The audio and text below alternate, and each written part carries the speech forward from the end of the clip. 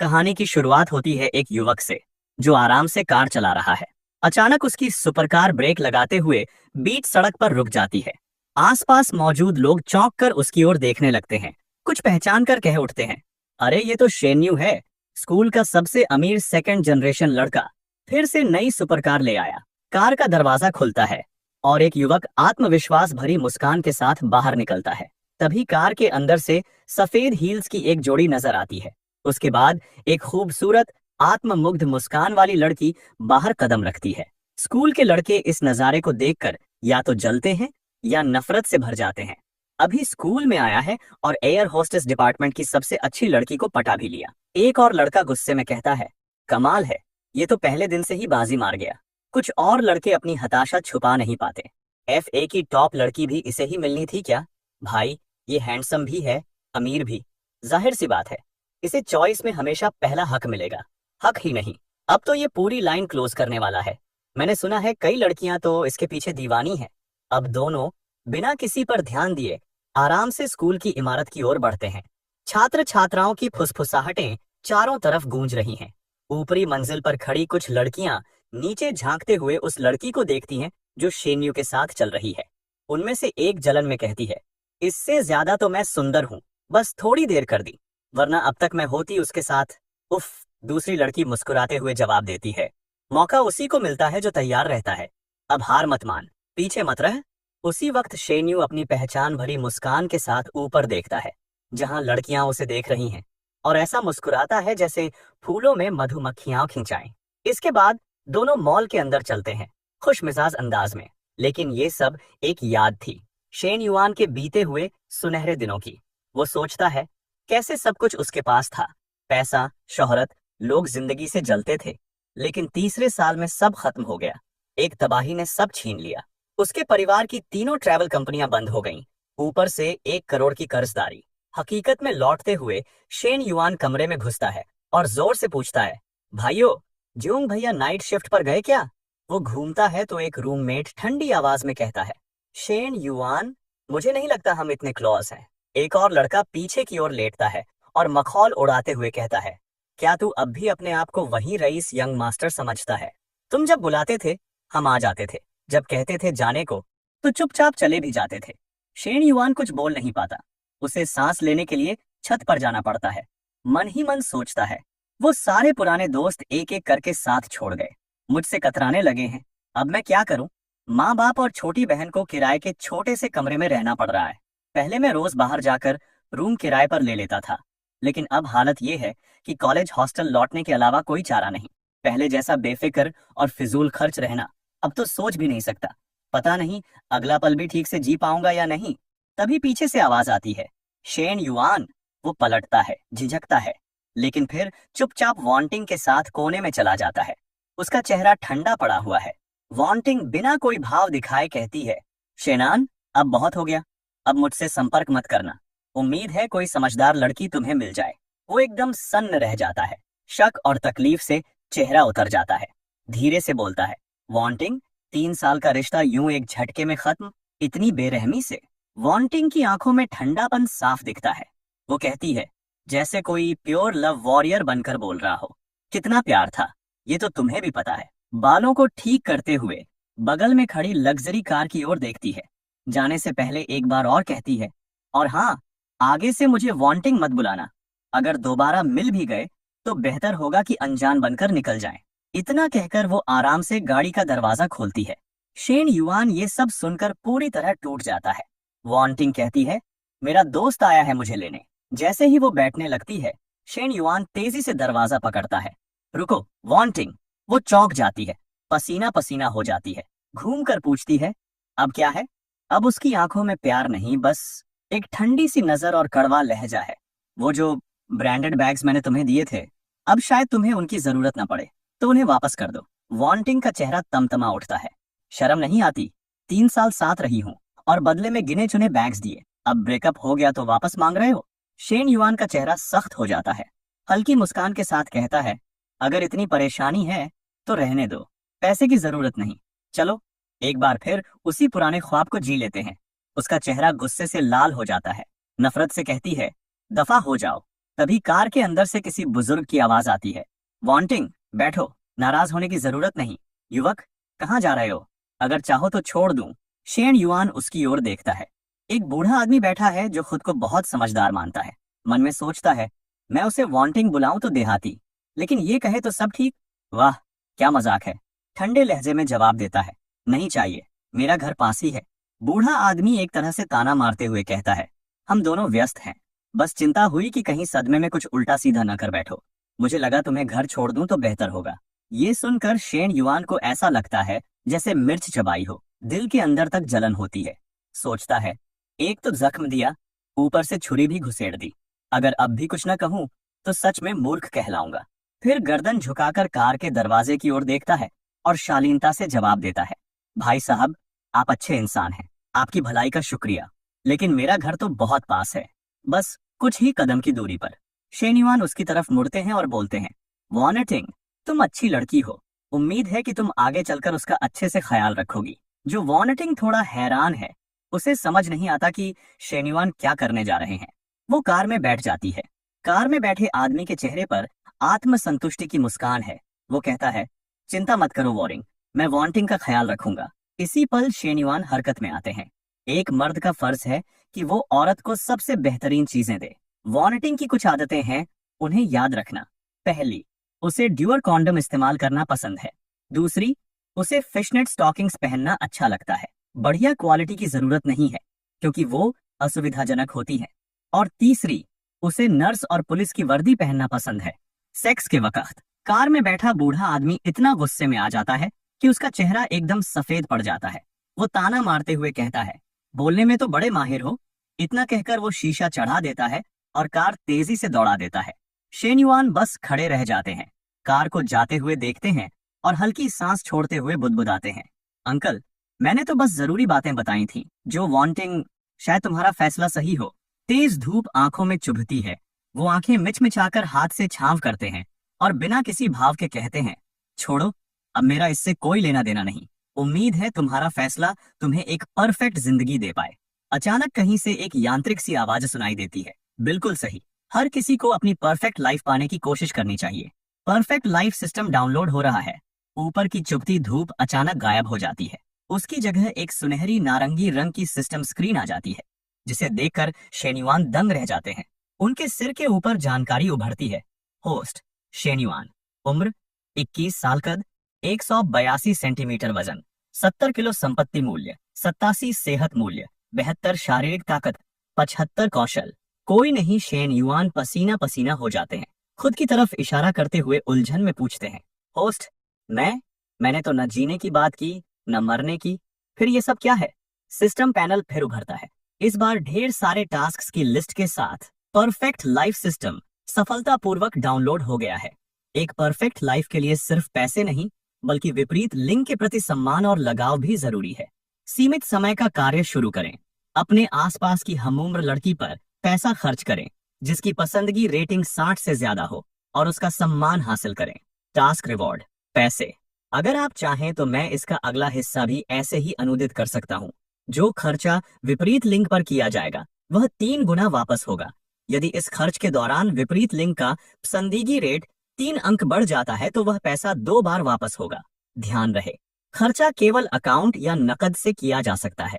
शेनु अपने सामने जो हो रहा है उस पर विश्वास नहीं कर पा रहा है।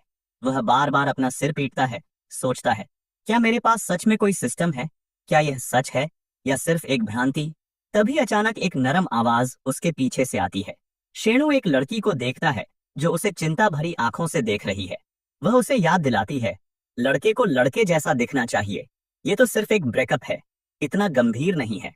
इस समय सिस्टम भी उस लड़की की जानकारी दिखाता है जो उसकी शैक्षणिक सलाहकार ली है। लड़की शेन्युआन के पास आती है और कहती है, मैंने अभी जो कुछ देखा वह सब देखा। ऐसे समय में पुरुष दोस्तों के शब्द सबसे सटीक होते हैं। बाय बाय, अगला बेहतर होगा। शेनु चुपचाप मुड़कर ली को देखता है और तभी वह नोट करता है कि ली के सिर के ऊपर पिंक नंबर 65 लिखा है। वह हैरान होकर सोचता है, ली शिक्षक के सिर के ऊपर यह क्या है? और तभी सिस्टम से एक सूचना आती है, ली क्सियो की पसंदीगी रेटिंग होस्ट के प्रति 65 है। शेनु चौंक जाता है और इस नंबर और नोट को देखकर सोचता है, यानी कि जो परफेक्ट लाइफ सिस्टम अभी तक था वह कोई भ्रांति नहीं थी, वह सच में मौजूद है। ली इस समय अभी भी कुछ नहीं जानती, बस मुस्कुराते हुए उसे प्रोत्साहित करती है। लियू के दोस्त शेणु, हिम्मत रखो। शेणु खुशी से अपना सिर खुजलाता है और शर्माते हुए कहता है, मैं ठीक हूँ शिक्षक ली। वह अपने आप में सोचता है, तो मुझे सच में एक हैक मिल गया है। ली मुस्कुराती हुई और कहती है, ठीक है, वह स्कॉलरशिप के बारे में क्या, जो मैंने पिछली बार तुम्हें बताया था, क्या तुमने सोचा है? दस्तावेज पहले ही सबमिट कर दिए गए हैं। ये वही चीज है जो मैं तुम्हारी मदद के लिए कर सकती हूँ। शेनु ईमानदारी से जवाब देता है, कुछ हजार युआन तो मेरे परिवार के कर्ज की तुलना में कुछ भी नहीं है। अच्छा होगा कि वह स्कॉलरशिप की रकम दूसरे छात्रों को दे दी जाए जिन्हें इसकी ज्यादा जरूरत है। ली कुछ देर चुप रहती है और फिर कहती है, अगर तुम ऐसा कह रहे हो तो मैं तुम्हें और नहीं समझाऊंगी। वह धीरे से मुस्कुराती है और शेणु को सलाह देती है, अगर भविष्य में तुम्हें कोई भी परेशानी हो तो कभी भी मुझसे संपर्क करना, यहाँ तक कि रिश्तों की समस्याएं भी। यह कहकर वह शेणु को अलविदा कहती है और मुड़कर चली जाती है। शेणु कुछ देर तक ली को देखता है और फिर अपने सामने सिस्टम पैनल पर ध्यान देता है। वह सोचता है, क्या सिस्टम के लिमिटेड टाइम टास्क के अनुसार यह पैसा सच में 2 बार लौट सकता है, या मुझे इसका परीक्षण करना चाहिए। यह सोचते हुए शेणु दौड़कर ली के पास जाता है, उसका हाथ पकड़ता है और कहता है, टीचर ली, मुझे इतना ध्यान रखने के लिए धन्यवाद। रुकिए, मैं आपको 1 कप मिल्क टी खरीद कर लाता हूँ। ली हैरान होकर जवाब देती है, ऐसा करने की जरूरत नहीं है छात्र शेन। लेकिन वह कुछ कह पाती इससे पहले ही शेणु दौड़कर चला जाता है। कुछ देर बाद शेणु 1 कप मिल्क टी के साथ वापस आता है, उसे ली को देता है और कहता है, टीचर ली, ये लीजिए। ली मिल्क टी लेने के लिए अपना हाथ बढ़ाती है और हल्की सी मुस्कान के साथ धन्यवाद कहती है। इसके बाद शेणु अपना फोन निकालकर नोटिफिकेशन चेक करता है। फोन पर एक नोटिफिकेशन दिखता है, कंस्ट्रक्शन बैंक कार्ड के साथ। उसके आखिरी 4 अंकों वाले नंबर 098 पर 10 मई को शाम 4:40 पर 18 युआन आ गया था। खाता बैलेंस 99 युआन था। उसने इसे एक बार पढ़ा और पहले का बैलेंस 87 युआन था। 6 युआन मिल्क टी खरीदने के लिए खर्च किए, जिससे बैलेंस 81 युआन रह गया। अब जब उसने 18 युआन का ट्रांसफर देखा तो बैलेंस 99 युआन हो गया। रिटर्न सच में था। शेन युआन की आंखें चौड़ी हो गईं और वह हैरान होते हुए सोचता है, जब तक टीचर ली की मेरी और फेवरेबिलिटी 60 से ऊपर रहती है, क्या मैं उन्हें बार बार पैसे खर्च कर सकता हूँ और फिर सिस्टम से वापस पैसा पा सकता हूँ? शेन युआन लिया के जाने के बाद उसकी पीठ को देखता है। उसका दिल खुशी से भर जाता है और सोचता है, मेरे घर का कर्ज चुकाने का मौका मिल सकता है। बस अगर सही से काम किया तो मेरा घर पहले से भी ज्यादा अमीर हो जाएगा। शेन युआन की आंखों में चमक आ जाती है और वह सोचता है, मुझे अतीत में लौटने की जरूरत नहीं है, मुझे अतीत से आगे निकलना है। वह रुकता है और हिसाब लगाता है, मगर मेरा वर्तमान पूंजी तो सिर्फ 99 युआन है, ये बहुत कम है। अब सबसे जरूरी काम है पूंजी जुटाना और एक उपयुक्त छोटी बहन ढूंढना, फिर उन पर पैसे खर्च करना। शेन युआन पास की दीवार के सहारे खड़ा होकर फोन पर स्क्रॉल करते हुए सोच रहा है कि क्रेडिट लिमिट केवल 5000 युआन मिल सकती है। जेबी से लोन 20,000 युआन है, बिजनेस लोन 2584 युआन है और शुरुआत में उसके पास 99 युआन थे। कुल मिलाकर उसकी हाथ में जो पैसा था वो था 49,682 युआन, जो सड़क के किनारे फेंके गए कचरे की तरह लग रहा था। शेन युआन अपने हाथ में बैग को देखता है और दिल में सोचता है, इस बैग की कीमत 39,800 युआन है। ये इस साल के स्प्रिंग मॉडल का है। मुझे कहना पड़ेगा कि ये एक हाई एंड इमिटेशन है ताकि टीचर ली इसे स्वीकार कर लें। बैग को हाथ में पकड़े हुए शेन युआन ली सीओ के ऑफिस जाता है। वह दरवाजा खटखटाता है, दिल में सोचता है, मुझे नहीं पता टीचर ली का कोई बॉयफ्रेंड है या नहीं। लीजी दरवाजा खोलने के लिए बाहर आती है और उसे देखते हुए हैरान होकर पूछती है, शेन, ये तुम हो? शेन युआन शिष्टता से पूछता है, टीचर ली, क्या मैं आपको परेशान कर रहा हूँ? क्या आप खाना बना रहे हैं? लिजी शेन युआन की तरफ बैग को देखकर जिज्ञासा से पूछती है, क्या बात है?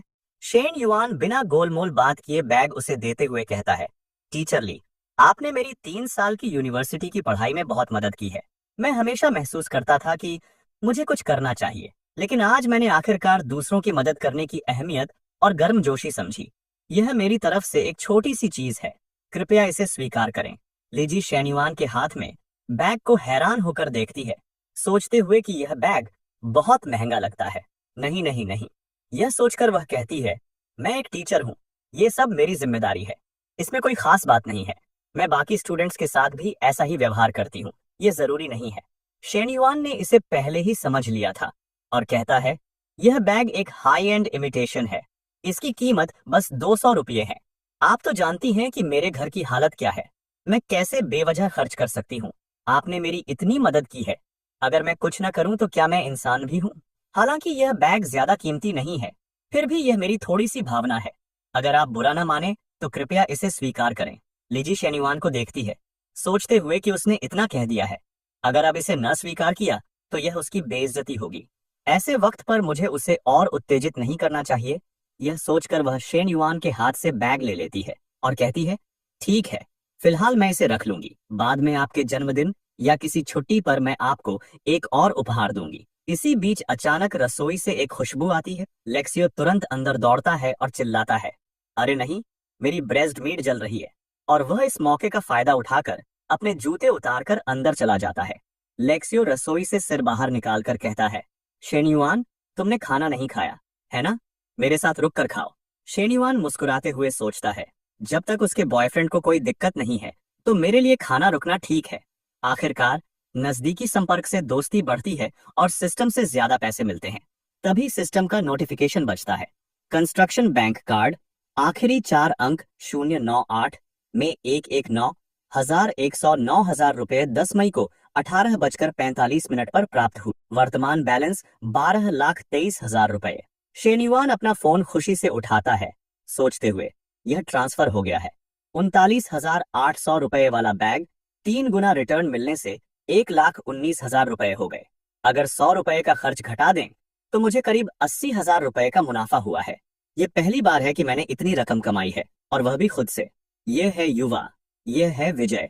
वह लंबे समय से इसके बारे में सोच रहा था और उसे यह नहीं पता था कि लिया ने खाना बनाना खत्म कर लिया है। वह मुड़ती है और शेणु को बुलाती है, बैठो और खाओ, क्यों खड़े हो? वह चौंक जाता है और पूछता है, क्या सिर्फ हम दोनों खा रहे हैं? तुम्हारा बॉयफ्रेंड कहाँ है? लिया अपना सिर घुमा देती है, अपनी एप्रन उतारते हुए, और जवाब देती है, तुम क्या कह रहे हो? मेरा कोई बॉयफ्रेंड नहीं है, क्यों नहीं उतार सकती? शेनयुआन टेबल पर हाथ रखकर ली के पास जाता है और कहता है, टीचर लिए, मुझे मदद करने दो। लेकिन लीजी शैली मना कर देती है, नहीं, कोई जरूरत नहीं है। लेकिन शेनयुआन जल्दी से उसकी एप्रन उतारने में मदद करता है। शेनन उसके पीछे उसकी ग्रेसफुल आकृति को देखता है और कहता है, कोई बात नहीं, बस थोड़ी देर में हो जाएगा। अचानक बाहर से एक तेज आवाज आती है, तुम लोग क्या कर रहे हो? दरवाजे पर लिए लेक्स की छोटी बहन खड़ी होती है। शेनन चौंक जाता है और हड़बड़ाते हुए कहता है, कुछ नहीं। लेक्सियो हंसते हुए पूछती है, आज इतनी देर से घर क्यों आए हो? आओ, खाना खाओ। एप्रन उतारने के बाद लीजी अपनी बहन को गले लगाती है और कहती है, ये मेरी छोटी बहन है। शेनन मुस्कुराते हुए धीरे से हाथ उठाकर कहता है, नमस्ते लिंग। लिंग का चेहरा गुस्से में दिखता है। वह उसे ठंडी नजरों से देखती है और कहती है, मैं ठीक नहीं हूँ। शेनन यह देखकर कि स्थिति ठीक नहीं है, एक बहाना बनाता है, टीचर लिया, मैंने पहले ही खा लिया था, मैं अब स्कूल वापस जाता हूँ। लिया थोड़ी हैरान होकर उसकी पीछे जाती हुई पीठ को देखती है, सोचती है, वह खा चुका है, लेकिन अभी तो वह बैठकर खाना चाहता था। लिंग अपनी बाहों में हाथ डालकर शेनयुआन की पीठ को देखती है और कहती है, सिस्टर, मुझे लगता है कि उसके इरादे सही नहीं है। लिजी तुरंत जवाब देती है, वह बस मेरा छात्र है। लिंग यह सुनकर और भी गुस्से में आ जाती है और चिल्लाती है, क्या बेशर्मी है, एक छात्र अपनी टीचर को गले लगाने की कोशिश कर रहा है। लिजी यह सुनकर थोड़ी असहज हो जाती है, अपनी छोटी बहन को टेबल पर धक्का देते हुए उसे खाने के लिए उकसाती है। शेनन इस साइड पर अभी भी सोच रहा है। रास्ते में चलते हुए वह सोचता है कि अगला पैसा किस पर खर्च करूं। एक और तरफ टीचर लिया सिर्फ एक टीचर स्टूडेंट रिश्ता है, दूसरी ओर वह जो की तरह पैसे की भूखी नहीं है। अचानक सामने से एक आदमी बेवजह सीधे गिर पड़ता है। शेन युआन की बाहें पकड़ते हुए वह सामने वाले को तुरंत पहचान लेता है और पूछता है, अरे वाह, क्या क्या हुआ? वह आदमी कांपता हुआ हाथ बढ़ाता है, उसका चेहरा पीला और बेजान। शेन युआन से गिड़गिड़ाते हुए कहता है, भाई शेन, मेरी गॉडेस फैंग मिनू उस दामले जियांग के साथ मूवी देखने गई है। ये सूखा मुरझाया आदमी कोई और नहीं बल्कि शेन युआन का रूममेट हैंग हा है। उसकी ये बातें शेन युआन को फैंग मिनू की याद दिला देती हैं। 20वीं क्लास की इंटरनेशनल ट्रेड डिपार्टमेंट की क्लास ब्यूटी। दोनों का कोई रिश्ता नहीं रहा, यहाँ तक कि बातचीत भी नहीं। यह सोचकर वह अवाक रह जाता है और पूछता है, बस यही बात? हांग हाँ। शेन युआन की उदासीनता देखकर हैरान होता है और पूछता है, भाई शेन, ये क्या एक्सप्रेशन है? तुम मेरा मजाक तो नहीं उड़ा रहे? शेन युआन इधर उधर देखता है और कहता है, शोर मत कर, देखो वो कौन आ रही है। अचानक हांग हाँ की आंखें चमक उठती हैं। सामने चल रही दो खूबसूरत लड़कियों को देखकर उसका चेहरा तुरंत लाल हो जाता है और उसकी रंगत भी वापस आ जाती है। वह उत्साह से पूछता है, शेन युआन, वो बस उस लीन पिंग के साथ मूवी देखने गई है ना भाई शेन? वे किसी रूम रेंट करने नहीं गए। मैं बहुत खुश हूँ। मेरा अभी भी मौका है ना? हांग हाँ की इस दयनीय हालत को देखकर शेन युआन सोचता है, किसी लड़की को पसंद करके खुद को इतना छोटा कर लेना। हांग, तू इस तरह मीठे फल कैसे खाएगा? लेकिन जब उसकी नजर आगे पड़ती है तो उस लड़की के सिर पर 70+ का नंबर देखकर शेन युआन चौंक जाता है। वह बड़बड़ाता है, अरे बाप रे, इसके पास भी नंबर है, और वो भी टीचर ली से ज्यादा।